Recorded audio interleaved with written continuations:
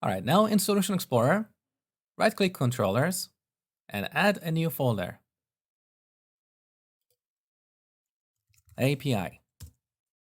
Now right-click this folder, add controller.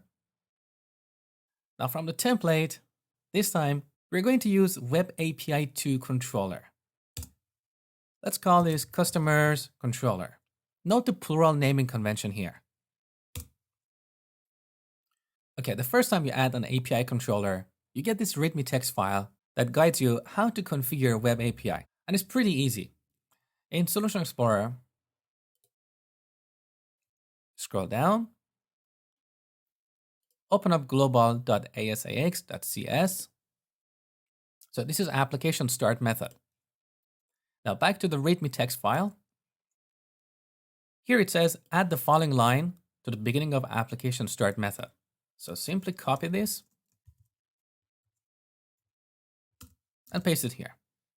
Now you need to import the namespace, which is system.web.http.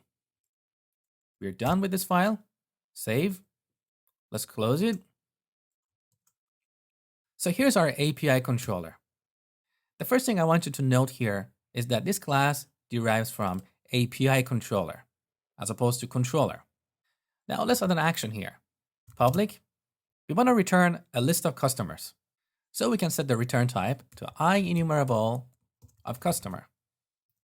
Import the namespace, which is vidly.models. Now let's call this get customers. Now because we are returning a list of objects, this action by convention will respond to get/API/customers. So this is the convention built into ASP.NET Web API. Now in this action, we're going to use our context to get the customers from the database. So first we create a private field, application DB context, underline context, initialize it in the constructor. So nothing new so far. And here return context.customers.toList. Now another action to get a single customer. So that would respond to a request like this. Public customer, get customer, integer ID. Let's get the customer. Context.customers.single or default. C goes to c.id equals ID. Now, if the customer is null, we throw a new HTTP response exception. This method takes an enumeration that specifies the kind of error. So we're going to use HTTP status code .not found. So this is part of the RESTful convention. If the given resource is not found, we return the standard not found HTTP response. Otherwise, we return the customer. Now, another action. I want to create a customer. I want this to respond to a request like this. So we post a customer to customers collection. Public. What should we return here? By convention, when we create a resource, we return the newly created resource to the client, because that resource will probably have an ID generated by the server. So customer, create customer, customer, customer. So this customer object will be in the request body, and ASP.NET Web API Framework will automatically initialize this. Now we should mark this action with HTTP post, because here we're creating a resource. So by applying this attribute here, this action will only be called if we send an HTTP post request. Now, alternatively, we could name the action using a convention, call it post customer, and this way we don't have to apply this attribute here. And this is the approach that tutorials on Microsoft website teach you. But I personally find this a poor approach, because if you rename this action in the future as part of code refactoring to, let's say, create customer, your code is going to break. this action will no longer respond to HTTP post requests. In fact, to be honest with you, I have broken an API like this before. So don't use this approach and prefer to explicitly apply this HTTP post attribute here.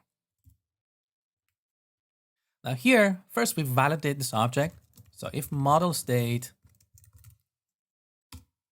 not valid, we throw new HTTP response exception.